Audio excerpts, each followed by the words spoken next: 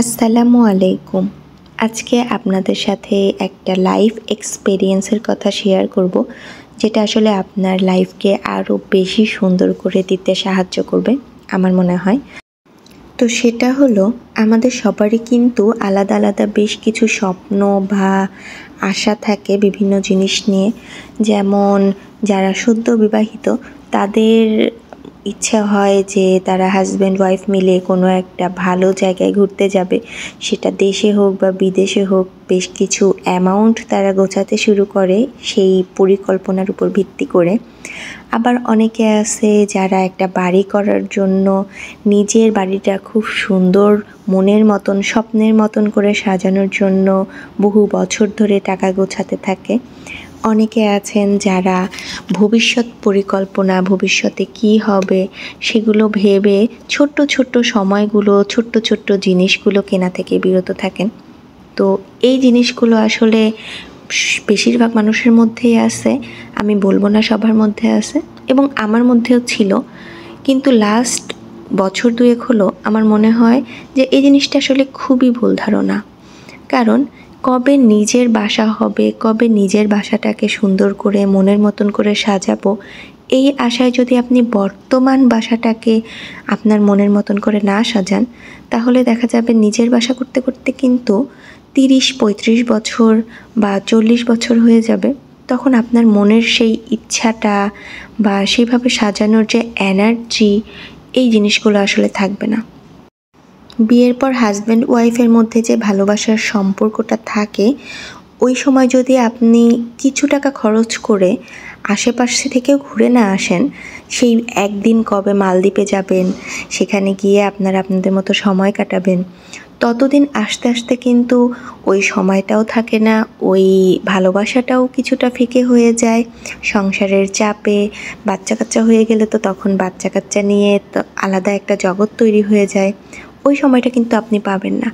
অথচ পরে যখন দেখবেন আপনারই কাছের কেউ বিয়ের পর আপনার সেই পছন্দের জায়গায় গিয়ে ঘুরে এসেছে, তখন আপনার মনের মাঝে কোনখানে যেন একটু খটকা লাগবে যে কেন গেছিলাম না, শুধুমাত্র টাকা পয়সার জন্য। সো এইটা আসলে কোনো অজুহাত না। আপনার টাকা পয়সা নাই, আপনার যে টাকাটা আছে আপনি সেটা দিয়েই আশেপাশের কোনো একটা নদী বা লেকের ধারে থেকে ঘুরে আসুন না। কিন্তু তাহলে ওই যে পরবর্তীতে আপনি কাউকে দেখলেন, তখন আপনার এই কষ্টটা হবে না। তখন আপনার মনে হবে, হ্যাঁ, আমাদের টাকা ছিল না, কিন্তু আমরা আমাদের সাধ্যের মতো পছন্দের পাশের একটা লেকে গিয়ে ঘুরে আসছিলাম। আমাদের সেই সময়টা কত না সুন্দর ছিল। নিজের সন্তানের জন্য যে কোনো জিনিস কিনলে সন্তানের মুখের যে হাসি, সেটা কিন্তু সবারই ভালো লাগে, হোক সেটা নতুন একটা ড্রেস বা হোক নতুন একটা খেলনা। একটা কথা বলে রাখা ভালো, পরিবারের জন্য খরচ করা কিন্তু এক ধরনের সদাকা। তো অনেকেই বলতে শুনি যে টাকা পয়সা নেই, কিভাবে দামি দামি খেলনা বাচ্চাকে কিনে দিব। আপনার দামি খেলনা কিনে দেওয়ার দরকার নাই। আপনি ছোট্ট হাঁড়ি পাতিল কিনে দেন বা প্লাস্টিকের ব্যাট বল কিনে দেন, ওটা নিয়েই বাচ্চারা খুব খুশি থাকে। বাচ্চারা আসলে দামি কম দামি জিনিসটা বোঝে না। বাচ্চাদের মধ্যে ওই জিনিসটা তখনও পর্যন্ত আসে না যে এই খেলনাটা দামি, এটাই আমার দরকার।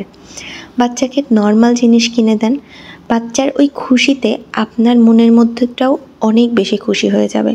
কিন্তু ওই দামি খেলনা কবে কিনে দেবেন, সেই দামি খেলনার জন্য টাকা গোছাতে গোছাতে দেখবেন যে আপনার বাচ্চাটা আর ছোট নাই, ও বড় হয়ে গেছে। বড় হয়ে ও যখন বুঝবে যে এই বাচ্চাটা এই খেলনা দিয়ে খেলতেছে, ওর মনে পড়বে ছোটোবেলায় আমি এরকম একটা খেলনা পাইনি। কিন্তু ওর কাছে কিন্তু দাম জিনিসটা আসবে না। অনলাইনে মাঝে মাঝেই দেখি গরিব মানুষের কোনো ছবি বা ভিডিও করলে সেখানে প্রায় বেশিরভাগ কমেন্ট থাকে যে আমার যখন অনেক টাকা হবে তখন ওদের সাহায্য করব, আমার যখন অনেক টাকা হবে তখন ওনাদের জন্য এটা করব ওটা করব। আপনার আজকে অনেক টাকা নাই, কিন্তু এই ইচ্ছাটা আছে। আপনি হয়তো 10 টাকা দিতে পারেন তাদেরকে, 10 টাকা দিয়ে ওদের মুখে হাসি ফোটাতে পারেন। আপনি 10 টাকাই দিন না, কবে আপনার অনেক টাকা হবে তখন তো আপনার অনেক বেশি দায়িত্ব বেড়ে যাবে। দেখবেন আপনি যত বেশি আয় করেন আপনার ব্যয়ের লিস্টটাও কিন্তু ততটাই বাড়তে থাকে। তাই কবে হবে সেই দিন আমি অমুক জিনিসটা করব, এই কনসেপ্টটাই আসলে আমাদের অনেক বড় একটা ভুল। আমাদের আজকে ১,০০০ টাকার সামর্থ্য আছে, আপনি ১,০০০ টাকার মধ্যেই আপনার স্বপ্নটা পূরণ করার চেষ্টা করুন। আপনার যেদিন ৫০,০০০ টাকা সামর্থ্য হবে, সেদিন আপনি আপনার সেই সামর্থ্য অনুযায়ী আপনার স্বপ্নগুলো পূরণ করার চেষ্টা করুন। সব কিছুরই কিন্তু দামি এবং কম দামি জিনিস পাওয়া যায়।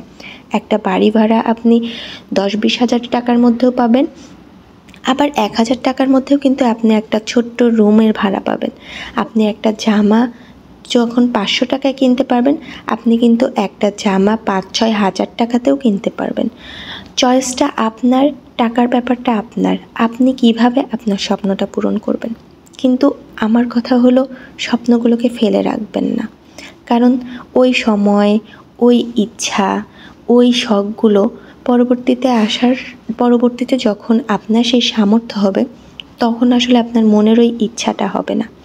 আপনি আপনার বাচ্চাকে একটা বাড়ি গিফট করলেন, ও কিন্তু এটাতে আনন্দ পাবে না। আপনি আপনার বাচ্চাকে একটা প্লাস্টিকের খেলনা গিফট করেন, ও কিন্তু এর থেকে বেশি আনন্দিত হবে। অথচ আপনাকে কিন্তু খেলনাটা গিফট করলে আপনি আনন্দিত হবেন না, আপনাকে কিন্তু একটা বাড়ি গিফট করলেই আপনি আনন্দিত হবেন। আপনার খুব শখ আপনার বাবা মাকে কিছু একটা গিফট করবেন। আপনার বাবা ঘড়ি পরতে পছন্দ করে, মা শাড়ি পরতে পছন্দ করে, আপনার হাজব্যান্ড পারফিউম খুব পছন্দ করে, কিন্তু আপনি একজন নর্মাল গৃহিণী। আপনি আপনার হাত খরচের টাকা থেকে টাকা বাঁচিয়ে ২-৩ বছরে একবার গিফট করুন, কিন্তু আপনার এটা সারা জীবন মনে থাকবে যে হ্যাঁ, আমি একবার এই জিনিসটা, তাদের পছন্দের জিনিসটা তাদের গিফট করেছিলাম। আপনার ওয়াইফ সোনার নেকলেস পছন্দ করে, কিন্তু আপনার একদম সামর্থ্য নেই। কবে আপনার নেকলেসের টাকা হবে সেই দিন আপনি নেকলেস কিনে দিবেন। এই আশায় না থেকে আপনি একটা সুন্দর নাকফুলের সামর্থ্য আছে, সেটাই কিনে দেন না। অন্তত আপনার ওয়াইফ তো আপনার ব্যাপারটা বোঝে, সো উনিও বুঝবে যে হ্যাঁ, সে নেকলেস না কিনে দিতে পারুক, একটা নাকের ফুল কিনে দিয়েছে আমাকে। কিন্তু এই নেকলেসটা বানাতে যদি আপনি নাকের ফুলটা না কেনেন, তাহলে দেখা যাবে এই নেকলেস যখন আপনি বানাতে যাবেন, তখন আপনার আরও ১,০০০টা খরচ এসে জমা হয়েছে। প্লাস ওই নেকলেস আসলে পরার যে মন মানসিকতা বা শখ, ওটার বয়সও আপনার ওয়াইফের নেই। সো যেটা করবেন, আপনার কম টাকা হোক বা যাই হোক, ছোটোর মধ্যে হলেও স্বপ্নটা পূরণ করার চেষ্টা করবেন। তাহলে দেখবেন ভবিষ্যতে আসলে ওই জিনিস নিয়ে কষ্ট পেতে হবে না, বরঞ্চ আনন্দিতই হবেন যে সময় সেই সামর্থ্যটা ছিল, যে রকম সামর্থ্য ছিল সেই রকমের মধ্যেই আমরা সুখে থাকার চেষ্টা করেছি। জীবনটা আসলে খুবই ছোট, তাই ভবিষ্যতে করবেন এই আশায় ফেলে না রেখে ছোট্ট ছোট্ট আশা, শখ হইলেও সেই স্বপ্নগুলো পূরণ করার চেষ্টা করবেন। আজ এ পর্যন্তই। আল্লাহ হাফেজ।